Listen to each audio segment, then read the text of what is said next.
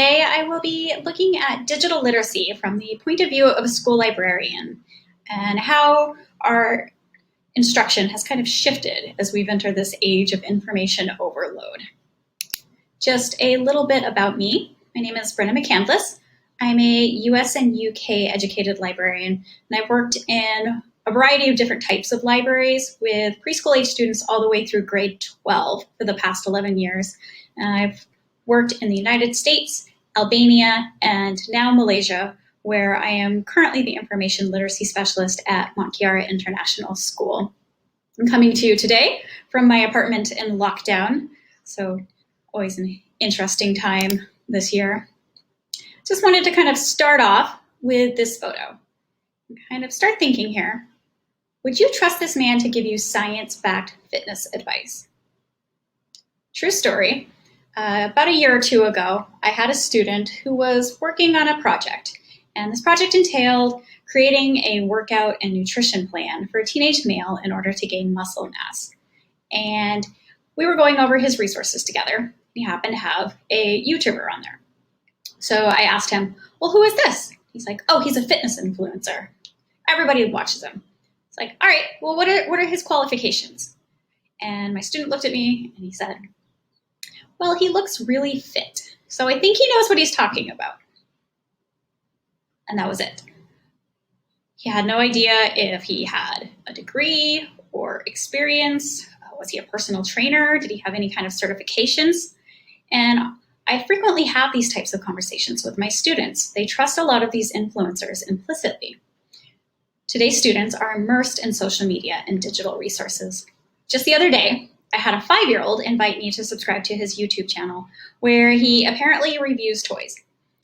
They like to show me their TikTok videos. They are consuming and creating content daily. So with that in mind, just kind of brainstorm a few sources here. Where do you think young people go to get their information? Well, a 2019 survey says social media, YouTube, news organizations, print or online, and television, in order of most frequently accessed.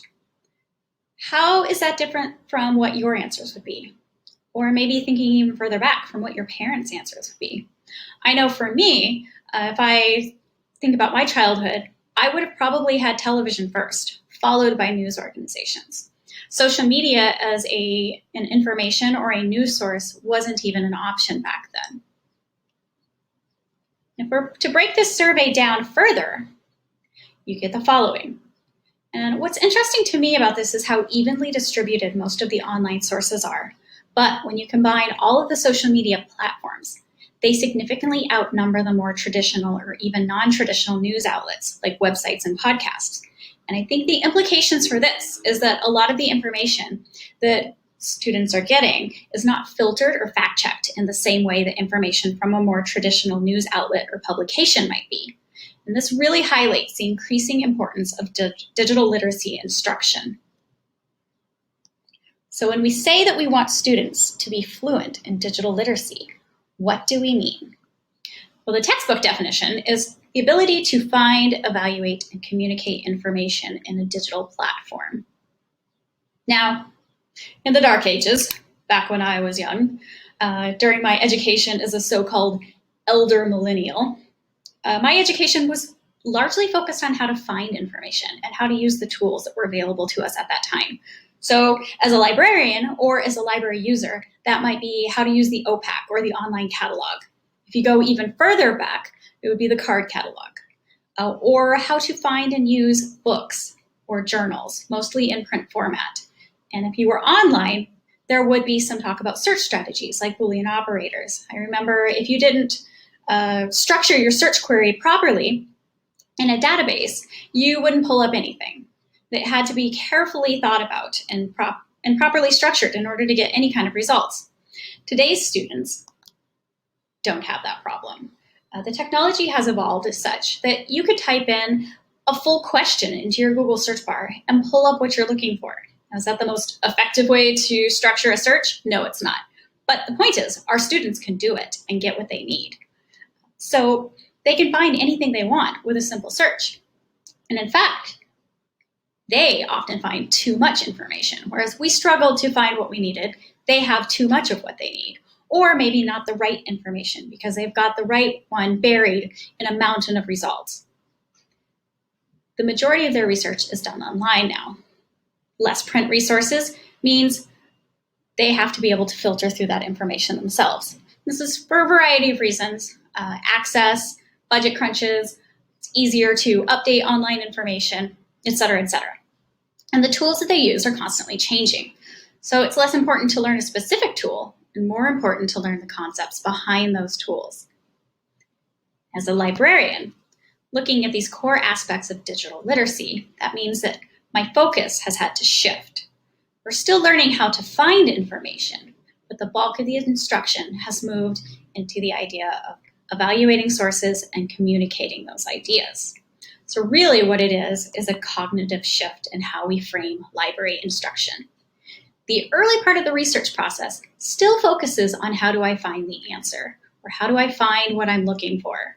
But then the bulk of our time is looking at the why, or to put it succinctly, how do we know what we know? How do we know what is true or false, right or wrong? These are big questions, and they prepare our students not only to become responsible information consumers, but global citizens. Now, we've been talking a lot about some big ideas, but I'm going to bring it in a little bit and just walk you through an exercise I like to do with my high school students. Nutrition is always a good topic for this. I mean, are eggs good or bad for me this week? Can I have my morning coffee or will it kill me? I never know. So let's just take a look at these headlines and think about how they frame the content that you are about to consume. Is milk really good for you? Milk is great. 12 reasons why milk is bad for you. What does it make you think about? How does it make you feel? I'll usually have a chart following this. And we'll have these questions here, the following questions, or we might just have a class discussion about them, where we look at target audience, purpose of the information. Why are they putting this information out here on the internet for free for you?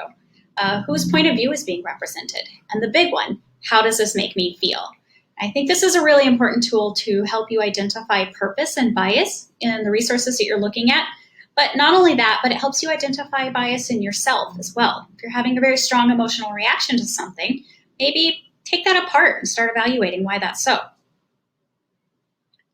So where do we go from here? What now? What are the main takeaways?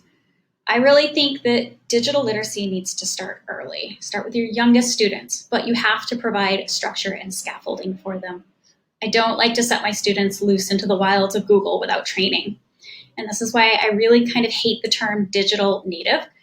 Yes, they are comfortable with technology, but no, that does not mean that they know how to use it properly.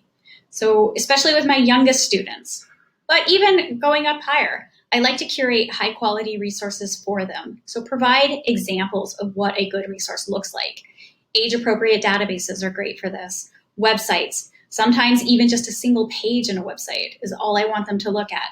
And then once they've mastered navigating and using those responsibly, we graduate to searching and finding resources online.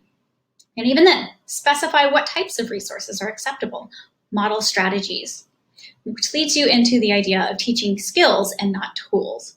So what are some common features that databases and websites have across multiple platforms? Skills that transfer. Is it more important that my students know the ins and outs of Flipgrid, for example? Or is it more important for them to know how to record a video and upload it in multiple file formats so that they can do so no matter what the platform? And finally, dig deeper. So this means asking questions, having your students ask questions. When would YouTube be an appropriate resource? Is Wikipedia ever okay? Is this story true or not? And why do I think so? What are the facts? How do I find the facts? Just to leave you with a final thought. I think it's so easy when thinking about digital literacy to focus on the technology aspect. But the technology is a tool, an important tool, but still just a tool. Digital literacy at its core is really just information literacy in a digital platform. And when we focus on that, we are not only teaching students how to use technology, but how to be critical and reflective thinkers. And really, isn't that the goal of all education? Speaking of modeling, I've included my sources for all images here. I hope I've given you some good information to mull over today. and thank you for listening.